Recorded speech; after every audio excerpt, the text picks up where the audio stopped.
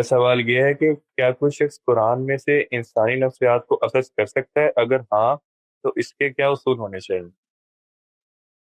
نفسیات ایک علم ہے، ایسے ہی جیسے دنیوی علوم ہے، طبیعیات ایک علم ہے، حیاتیات ایک علم ہے، سماجیات ایک علم ہے، عمرانیات ایک علم ہے۔ قرآن مجید ان میں سے کسی علم کی کتاب نہیں ہے، یعنی نہ اصلاً وہ سائنس بیان کرنے کے لیے نازل ہوا ہے، نہ سماجیات کے اصول سکھانے کے لیے نازل ہوا ہے، نہ کسی اور علم اور فن کو اس کا موضوع بنایا گیا ہے۔ وہ اللہ تعالیٰ کی ہدایت کی کتاب ہے۔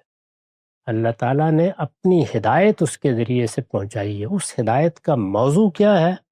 اس کا موضوع ہے آخرت کی کامیابی، آخرت کی فلاح، یعنی اس دنیا کی زندگی کے بعد ہم جس زندگی میں داخل ہونے والے ہیں وہ ابدی زندگی ہے۔ اس کے مقابلے میں اس دنیا کی کوئی حیثیت نہیں ہے۔ دنیا کی زندگی میں اس کی سرگرمیوں میں ہمیں اس کی تیاری کرنی ہے۔ وہ تیاری کس طرح ہوگی، اس دنیا میں جانے کے لیے کیا سامان سفر تیار کرنا ہے، اس کو قرآن بیان کرتا ہے۔ یہ اس کا اصل موضوع ہے۔ لیکن قرآن مجید نے اس ہدایت کو کوئی فہرست بنا کے یا باب قائم کر کے نہیں بیان کیا۔ اس میں جو اسلوب اختیار کیا گیا ہے وہ انذار کا اسلوب ہے، یعنی ایک پیغمبر مبعوث کیا گیا ہے، اس پیغمبر نے وہ ہدایت بھی پہنچائی ہے اور لوگوں کو اس ہدایت کو قبول کرنے کی دعوت بھی دی ہے۔ وہ دعوت کے اسلوب کی کتاب ہے۔ اب جب دعوت کے اسلوب کی کتاب ہے تو اس میں مخاطبین طے ہوتے ہیں اور مخاطبین کے لحاظ سے بات کی جاتی ہے۔ جب مخاطبین کے لحاظ سے بات کی جاتی ہے تو علم و عقل کے مسائل میں، قبول حق میں، کسی باطل پر اصرار میں انسانی نفسیات کیا کیا کردار ادا کرتی ہے وہ سب زیر بحث آ گیا، یعنی اس طرح زیر بحث آ گیا ہے۔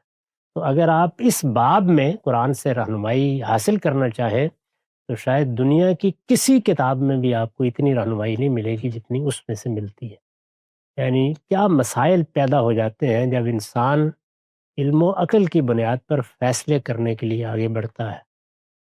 قبول حق میں کیا رکاوٹیں پیدا ہوتی ہیں، رویوں میں کیا خرابیاں آتی ہیں، اور رویے پیدا کہاں سے ہوتے ہیں، انسان کی انا اس میں کیا کردار ادا کرتی ہے، ماضی کا علم کیا کردار ادا کرتا ہے، انسان جو کچھ اپنے آباء سے پا لیتا ہے اس کے بارے میں کیا رکاوٹیں کھڑی ہوتی ہیں، اس میں بہت غیر معمولی ہدایت اس میں ملتی ہے۔ وہ اس اسلوب کی وجہ سے ملتی ہے، یعنی اصلاً اس کو موضوع نہیں بنایا گیا۔ تو اس کو آپ حاصل کرنا چاہیں تو ضرور قرآن کی طرف رجوع کریں۔